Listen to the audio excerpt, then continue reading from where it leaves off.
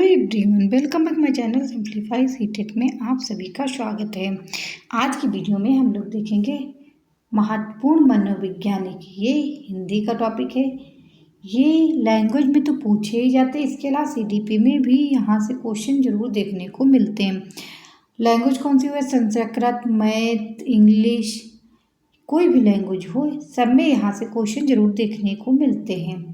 ये आपका टेट हो, या यूपी टेट हो, या टेट हो, या केबीएस या सुपर टेट हो, और ख़ासकर अभी आपका जो यूपी टेट होने वाला है उसकी डेट से आज की वीडियो बहुत महत्वपूर्ण होने वाली है। तो आइए दोस्तों, आज की वीडियो स्टार्ट करते हैं। तो सबसे पहले हम लोग देखेंगे मनोवैज्ञानिक स्टीफन क्रेसन।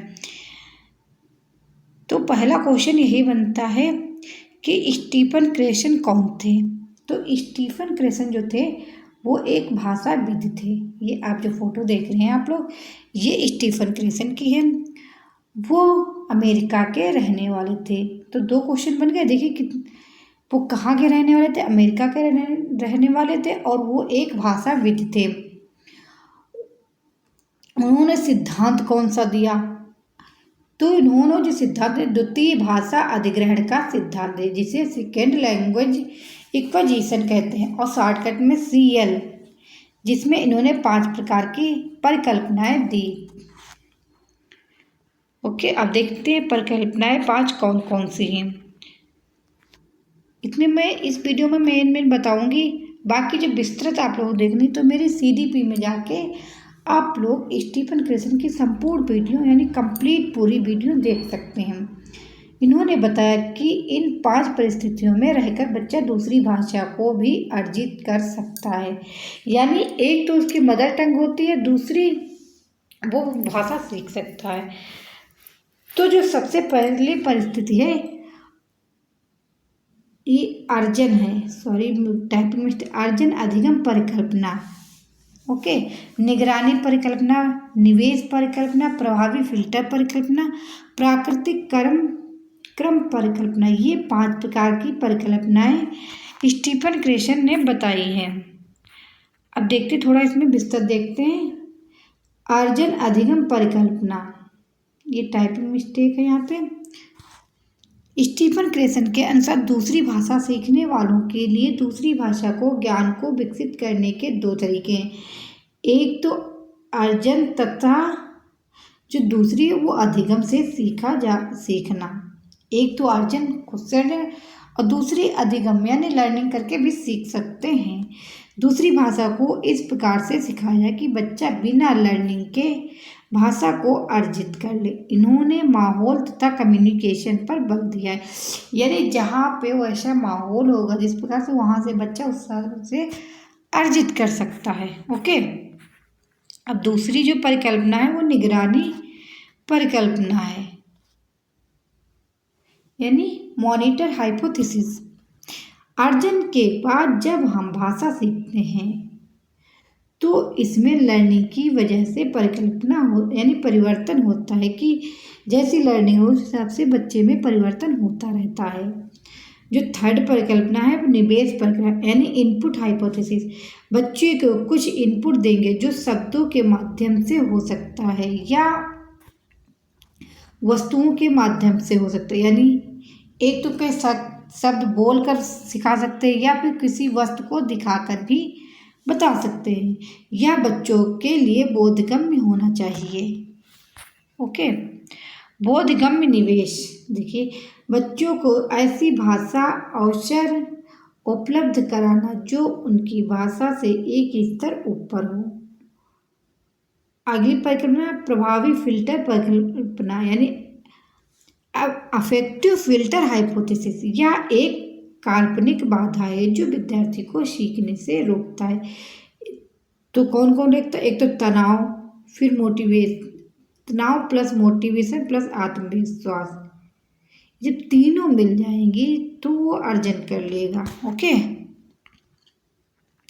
यानी कोई भी बाधा बच्चा पार कर सकता है। जो 5वीं परिकल्पना है प्राकृतिक क्रम परिकल्पना यानी नेचुरल ऑर्डर हाइपोथेसिस। बच्चे अपनी पहली भाषा एक क्रम में सीखते हैं। इसलिए उनके ऊपर नियमों को थोपेंगे नहीं, बल्कि नेचुरल प्राकृतिक तरीके से सीखने देंगे। अब देखिए इसमें किस प्रकार से क्वेश्चन पूछे गए हैं दोस्तों। किस मनोवैज्ञानिक ने द्वितीय भाषा अधिगम यानी CL का सिद्धांत दिया था? Chomsky, Stephen Krashen, Vygotsky, Albert Bandura. तो आप लोग कमेंट करके बताइए कि किस मनोवैज्ञानिक ने CL का सिद्धांत दिया, यानी सेकेंड लैंग्वेज एक्विजिशन का। कभी कभी तो इसका फुल फॉर्म भी पूछ लेते हैं कि CLA का फुल फॉर्म क्या है। यदि आप लोगों ने जो अच्छे से वीडियो वॉच किया होता तो आप लोगों को पता होगा। तो आप लोग कमेंट करके बताइए इस क्वेश्चन का राइट ऑप्शन क्या होगा। तो इस क्वेश्चन का जो राइट ऑप्शन है तो दोस्तों स्टीफन क्रेसन। ओके, किस परिकल्पना में यह बताया गया था कि बोधगम्य निवेश बच्चे के ऐसे भाषाई अवसर उपलब्ध कराना जो उनकी भाषा के एक स्तर ऊपर हो? किसमें दिया गया है? निगरानी परिकल्पना में, निवेश परिकल्पना में, अर्जन अधिगम परिकल्पना में, प्राकृतिक क्रम परिकल्पना में। तो निवेश परिकल्पना यानी B option is right. Okay, यानी बी ऑप्शन इज राइट। ये हो गए स्टीफन क्रेसन। अगले जो मनोवैज्ञानिक हैं वो नॉम चॉम्स्की हैं। तो यहीं से देखिए क्वेश्चन बनता है कि नॉम चॉम्स्की का सिद्धांत कौन सा है। तो उनका जो सिद्धांत है दोस्तों भाषा विकास का सिद्धांत यानी इनबॉर्न थ्योरी। ये आप जो फोटो देख रहे हैं ये नॉम चॉम्स्की की है। और ये कहाँ के मनोवैज्ञानिक थे? तो ये अमेरिका के मनोवैज्ञानिक थे, जो इनका मानना था कि बच्चे में भाषा सीखने की जन्मजात क्षमता होती है। ऐसा नॉम चॉम्स्की का मानना है। ये कहते हैं कि बच्चे अपने मस्तिष्क यानी माइंड में एक डिवाइस होती है जिससे बच्चा भाषा सीखता है। अब वो डिवाइस कौन सी है? डिवाइस का कभी कभी नाम पूछ लिया जाता है। LAD डिवाइस का जो नाम है दोस्तों LAD, और इसका फुल फॉर्म भी पूछा जाता है। L माने लैंग्वेज यानी भाषा, A माने एक्विजिशन अधिग्रहण, D माने डिवाइस यानी यंत्र। तो आप लोग इसका फुल फॉर्म जरूर याद रखना कि LAD का फुल फॉर्म क्या है। इन्होंने ये जो मनोवैज्ञानिक है ये यहाँ से क्वेश्चन जरूर देखने को मिलते हैं, क्योंकि एक तो आपके CDP यानी चाइल्ड डेवलपमेंट में तो पूछे जाएंगे, उसके अलावा भाषा में भी पूछे जाते हैं, जैसे हिंदी हुआ, इंग्लिश, मैथ, संस्कृत और गणित में भी। तो इसीलिए ये जो मनोवैज्ञानिक बहुत इम्पॉर्टेंट इसीलिए माने जाते हैं। इन्होंने सार्वभौमिक व्याकरण यानी यूनिवर्सल ग्रामर का सिद्धांत दिया, यानी ग्रामर जन्मजात होता है। अब चॉम्स्की ने भाषा के 2 लेवल बताए। अब 2 लेवल कौन से हैं देखिए, एक तो सतही संरचना यानी सरफेस लेवल, दूसरी गहरी संरचना यानी डीप। एक तो ऊपर ऊपर सीख लो और दूसरी डीपली समझ लो। ये दो इन्होंने 2 लेवल बताए हैं। ओके, देखिए क्वेश्चन किस प्रकार से पूछे जाते हैं। चॉम्स्की के अनुसार कौन सा कथन सही है? बच्चे में भाषा सीखने की क्षमता जन्मजात होती है। बच्चे में भाषा सीखने की क्षमता जन्मजात नहीं होती है, तो नहीं पूछा है तो यहाँ पे कट कर दीजिए। बच्चे में भाषा सीखने की क्षमताएं बहुत सीमित होती हैं, ये तो गलत है। बच्चे को व्याकरण सीखना जरूरी है, नहीं। तो बच्चा एक तो फर्स्ट ऑप्शन इज राइट, यानी भाषा सीखने की क्षमता जन्मजात होती है, ऐसा नॉम चॉम्स्की का मानना है।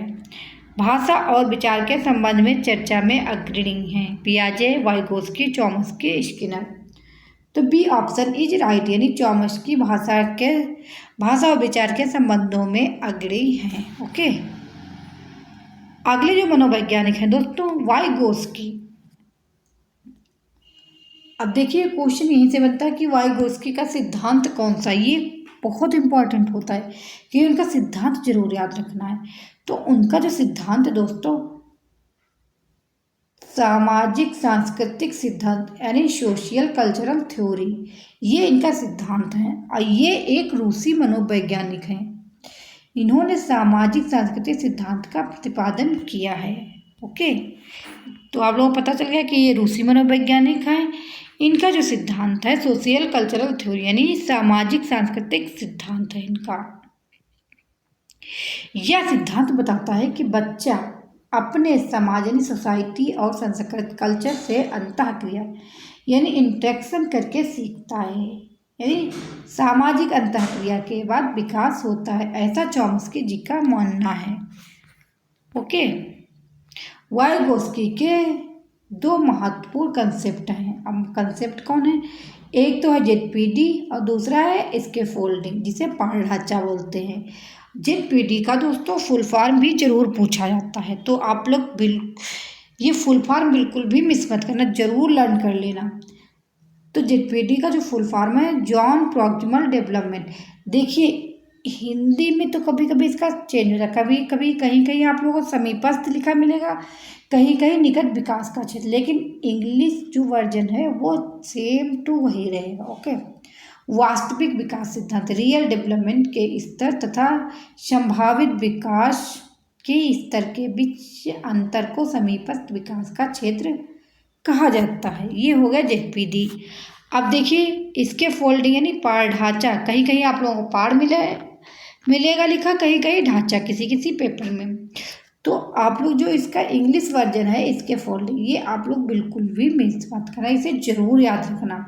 बेस्को द्वारा दी जाने वाली टेम्परेरी हेल्प या गाइडेंस को इसके फोल्डिंग यानी पाड़ ढांचा कहते हैं। ये क्वेश्चन आप लोग सीटेट या यूपी टेट का प्रीवियस ईयर का क्वेश्चन पेपर उठा के देखिए तो क्वेश्चन जरूर देखने को मिलेंगे। अब देखिए MKO, इसका भी एग्जाम कभी कभी फुल फॉर्म पूछ लिया जाता है। मोर नॉलेजेबल अदर, यानी तुम जो टेम्परेरी हेल्प देता कौन, या तो टीचर देंगे या पेरेंट्स या फ्रेंड। ओके, अब देखिए क्वेश्चन किस प्रकार से पूछे जाते हैं। लियो वाइगोस्की प्रस्तावित करते हैं कि डैश बच्चों में स्वनियमन के लिए महत्वपूर्ण है अनुकूलन, संगठन, असंतुलन, निजीवाक। तो दोस्तों स्वनियमन के लिए जो आवश्यक है वो निजीवाक यानी बहुत जरूरी है। ओके, अगला क्वेश्चन ये रहा आप लोगों स्क्रीन पे। लियो वाइगोस्की का सामाजिक सांस्कृतिक परिप्रेक्ष्य अध्ययन प्रक्रिया में डैश के महत्वपूर्ण पर जोर देता है। कौन जोर देता है? सांस्कृतिक उपकरण जोर देते हैं, या गुणारोपण, या प्रेरणा, या संतुलीकरण। अब आप लोग कमेंट करके बताइए। तो आप लोग इससे भी आइडिया लगा सकते हैं कि इनका जो सिद्धांत हो सोशियल कल्चरल थ्योरी यानी सामाजिक सांस्कृतिक सिद्धांत इनका है, तो संस्कृत से यानी सांस्कृतिक से ही रिलेटेड होगा, इसीलिए इनका जो फर्स्ट ऑप्शन है राइट, यानी सांस्कृतिक उपकरण cultural tools. Okay, A option is right.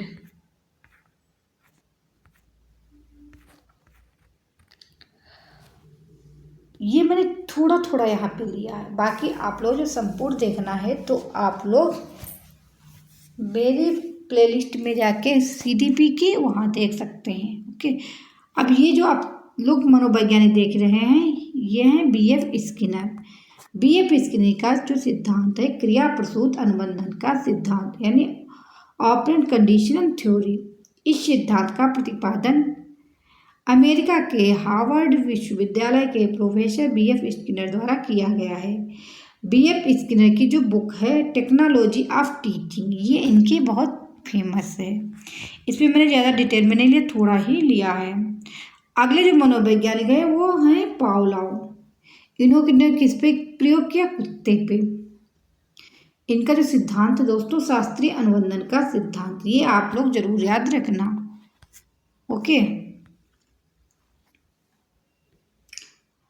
Pavlov theory of classical conditioning यानी शास्त्रीय अनुबंधन का सिद्धांत। इवान पावलोव जो हैं वो रूसी मनोवैज्ञानिक हैं। इन्होंने 1904 में इनको नोबेल पुरस्कार मिला। कुत्ते की लाल ग्रंथि पर इन्होंने प्रयोग किया था। अब देखिए किस प्रकार से क्वेश्चन पूछे जा रहे हैं। पावलोव ने अपने क्लासिकल अनुबंधन में निम्नलिखित किस पर प्रयोग किया था? तो अभी जैसा कि मैंने ऊपर बताया उन्होंने कुत्ते पे प्रयोग किया था, यानी A option is right. Okay. Pavlov का सिद्धांत है शास्त्रीय अनुबंधन का सिद्धांत, प्रयास एवं त्रुटि का सिद्धांत, पुनर्बलन युक्त उद्दीपन क्रिया का सिद्धांत, क्रिया प्रसूत अनुबंधन का सिद्धांत। तो इनका जो सिद्धांत है ए ऑप्शन इज राइट, यानी शास्त्रीय अनुबंधन का सिद्धांत। क्रिया प्रसूत ये तो BF स्किनर ने दिया है। ओके, ये आज का लास्ट क्वेश्चन था। अब आप लोग कमेंट करके बताइए कि आज की वीडियो कैसी लगी। यदि आप लोगों को अच्छी लग रही तो मेरे चैनल को लाइक एंड शेयर करिए, जिससे मेरी सभी आने वाली वीडियो आप लोगों को आसानी से प्रोवाइड हो सके। Thank you. नेक्स्ट वीडियो में नेक्स्ट टॉपिक के संग फिर मिलती हूँ। तब तक आप लोग अपना ख्याल रखिए और पढ़ते रहिए। और आप लोग मेरे चैनल को सब्सक्राइब करना बिल्कुल भी ना भूलें, जिससे मेरी सभी आने वाली वीडियो आप लोगों को आसानी से प्रोवाइड हो सके। Bye bye.